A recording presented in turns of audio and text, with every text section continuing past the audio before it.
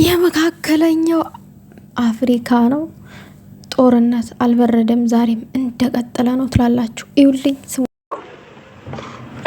የትኛው ንቀት ነው?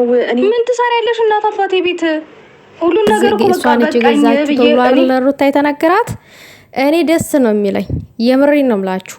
ለምን በትዳሬ ውስጥ ገብታ ስትበጠብጥ የነበረች ሴት ስለሆነች ገባችሁ? ወስጄ ያንን የአንገት ሀብል ለራሴ አድርጌ አቃጥላት ነበረ። እኔ ስማርት ሆኜ ነበረ የምገኘው።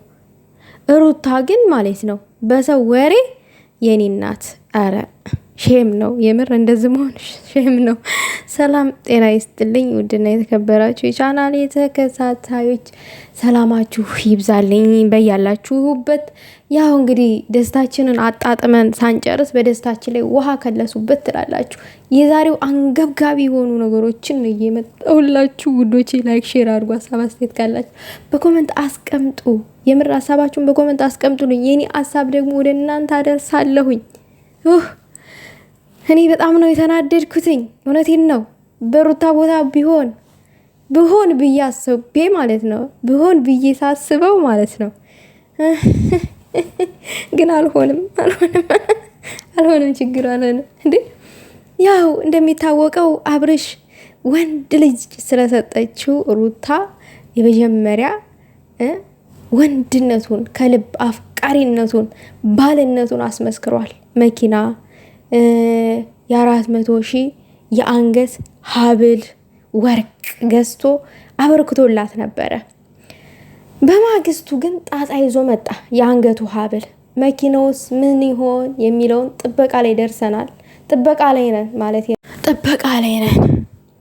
እንግዲህ ይሄ የአንገት ሀብል ወርቅ ሩታዬ ያው ወሬ ነጋሪ አይጠፋም። አብርሽና ሩታ ሲዋደዱ ፍቅር በፍቅር ሲሆኑ ወደ ቦታቸው ሊመለሱልን ነው እያልን እኛ በጉጉት ስንጠብቅ እንግዲህ በቃ ልጅ መጥቷል። በመሃል ይሄ ልጅ አንድ ያረጋቸዋል፣ ወደ ነበሩበት ሊመለሱ ነው እያልን ተስፋ አድርገን ባለንበት ሰዓት ይሄ የአንገት ሀብል ወርቅ የገዛችው ሄርሜላ ነች ሩታ ተብሎ የሰው ወሬ ይነገራታል። እንግዲህ ሩታዬ እኔ እንደዛ አልጠበቅኳትም። ማለት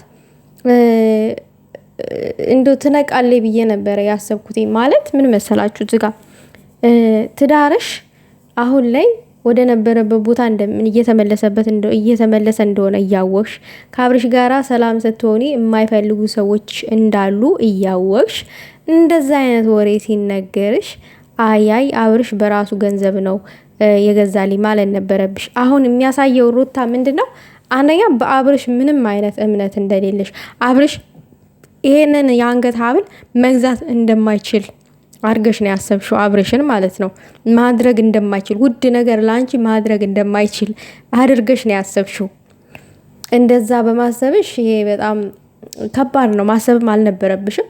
ሄርሜላ ነች የገዛችው ላንቺ ተብሎ ሲነገርሽ አይ መሆን የለበትም እኔ እንደዛ አይነት አሉባልታ መስማት አልፈልግም ባይኔ እስካላዩ ድረስ ያለ መረጃ ምናምን ነገር ማለት ነበረብሽ።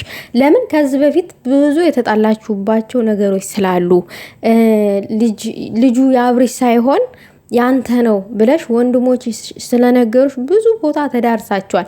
ዲኤስ ሲመረመር የአብርሽ ሳይሆን ቀረ። ነገር ግን ደግሞ አብርሽ ለተወሰነ ጊዜ እሱ ጋር አስቀምጦት ነበረ። ልጁን አምኖ በቃ ይሁን ችግር የለውም አንቺን ካስደሰተሽ ብሎ ተቃብሎ ነበረ። እና የሰው ወሬ አይደለም ትዳርን አገርን ያፈርሳል። ሩታ የሰው ወሬ ባሰሚ ጥሩ ነው እንዳሳብ። ነገር ግን ይሄ የተፈጠረውን ነገር ስትሰማ ሄርሜላ ዛሬ እነ ሩታ ቤት ድረስ ሄዳለች። የሄደችው እንግዲህ ሩታን አንደኛ በማክበር ለአብርሽ በማዘን እንደገና ደግሞ ሰላማቸውን እንዳያጡ በማለት ነገሮቹን ለማስተካከል ያለውን እውነታ ለማስረዳት እነ ሩታ እናት ቤት ድረስ ያው ሩታ እዛው ስለሆነች ቤተሰቦቿ ድረስ ሄዳለች። ሩታ ግን ይሄ ነገር አበሳይቷታል። ለምን ትመጫለሽ እኔ ግቢ ምናምን ነገር ብላለች። እንግዲህ ሄርሜላ ለክብሯ ሳትጨነቅ ቀርታ አይደለም፣ ወይንም እዛ ግቢ መሄድ ፈልጋ አይደለም። ሩታ ራስ ነች አይደለ? ስለዚህ ያለው ነገር ደግሞ እንዲስተካከል ማን ነው መሄድ ያለበት? ሄርሜላ ነች። ሩታ መቼስ አትሄድም አይደል? ያለውን ነገር ደግሞ ለማስረዳት ግድ በአካል መሄድ አለባችሁ። ቤት አልገባችም፣ ግቢ ነው የገባችሁ ሄርሜላ። ይሄን ሁሉ ያደረገችው ሄርሜላ እኔ እንደተረዳሁት ከሆነ የአብርሽን ትዳር ለማዳን ስትል ነው። ሩታ የሰው ወሬ ትሰሚያለሽ፣ ባትሰሚ ጥሩ ነው። ምክንያቱም አሁን እዚህ ጋር ዋጋ ነው እያስከፈለሽ ያለው። የሰው ወሬ ባትሰሚ ጥሩ ነው። አሁን አንቺ ባላየሽው ነገር በሰው ወሬ ነው ሄርሜላ ናት እንደዚያ ያደረገችልሽ ምናምን፣ አንቺንና አብርሽን ለማጣላት ነው ይሄ የተደረገው አይደለም። መንቃት ነበረብሽ እዚህ ጋር።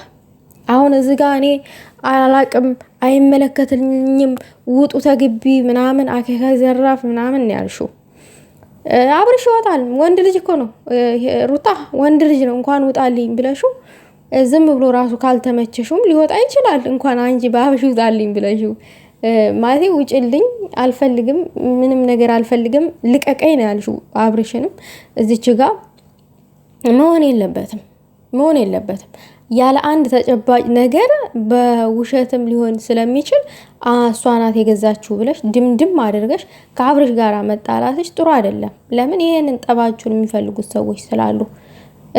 ሌላው ነገር ደግሞ አንድ እንድጠረጥር ያደረገኝ ነገር ምናልባት ሄርሜላ እሷ ናት የገዛችሁ ብላችሁ አስወሩ ብላ ቢሆንስ አልኩኝ። ምክንያቱም አብርሽ ጋራ በተለየችበት ሰዓት ሰሞኑን ሄርሜላ ስታለቃቅስ ነበረ። ሐኪም ቤት ድረስ ገብታ ነበረ። እንደገና ደግሞ እኔ ከአንተ ልጅ አገኝቻለሁ ምናምን ስትል ነበረ። ምን ማለት ፈልጋ ነው? ከአብርሽ አረገዘች እንዲህ ምናምን እያልኩኝ እኔ ማሳብሬ ነበርኩኝ። ምናልባት አስወሩ፣ እሷ ናት የገዛችሁ ብላችሁ አስወሩ። ያው አብርሽ ደግሞ ከሩታ ጋራ ይጣላል፣ ወደ እኔ ይመለሳል። ያው በደበረው ሰዓት እንደለመድኩኝ እሄድለታለሁ ብላ ሊሆን ይችላል ሄርሜላ። እንግዲህ ሴራውን ማንም ሰው አያቅም፣ ሴራ የሚደረገውን ነገር ማንም አያቅም። እኛም አላወቅንም፣ በዘፈቀደ ነው እያወራን ያለ ነው። ግን እንግዲህ ሩታ ያው አምኖሽበት ነው፣ አሳምኖሽ ነው።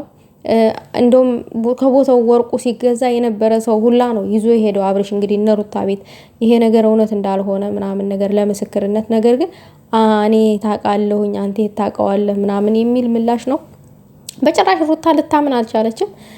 ምንም ማድረግ አይቻልም። እንግዲህ አብርሽ መጽኔውን ይስጥቻለው። እንግዲህ ምን ታረጉታላችሁ ውዶቼ? እናንተ ብትሆኑ እንዴት ነው? በሰው ወሬ ትዳራችሁን ታፈርሳላችሁ ወይስ ባይናችሁ ባያችሁት ነገር ነው የምትጣሉት? ወይስ በሰው ነገር? በሰው ስለነገራችሁ፣ እኔ ሰው ስለነገረኝ ዘልዬ ያለ አንድ መረጃ ባሌን እኔ ላይ አይቀየርብኝ እንጂ ያው ለወደፊት ነው የምነግራችሁ እንጂ ዝም ብዬ ሰው የሆነ ወሬ ስላቃበለኝ ሄጄ እሱን አልሰድብም፣ አልወቅስም፣ አልከስም። ይሄ ነው የኔ አቋም። ሴት ልጅም እንደዛ ስትሆን ነው ባሏ ሊያከብራት የሚችለው። ኩሩ ስትሆን ለካ ትተማመናለች በእኔ። ያ ሰው እንኳን ስህተት እየሰራ ቢሆን ከዛ ከስህተቱ ይመለሳል። እኔ በቃ ለቀቅ ሳረገው ማለት ነው ነፃነቱን እንትን ሳለው ስጋር ግን እያንዳንዷ ነገር የምከታተለው ከሆነ እንደውም ሞር ይማግጣል። ምንም የሚስተካከል ነገር የለም። ሩታ ደግሞ እያንዳንዷ የሰው ወሬ እየሰማሽ አብርሽን የምትናገር ከሆነ መቼም ሰላም አይፈጠርም ባንቺና በሱ መሀል። እንግዲህ ደስታችሁ ነበረ የሚያምረው፣ አንድነታችሁ ነበረ የሚያምረው። አሁን ደግሞ እንደዚህ ጠብ መጀመር አስቡት። ይሄ ጠብ ደግሞ የት ደረጃ እንደሚደርስ አስቡት። እንግዲህ ማሰብ አያቅትም አይደል?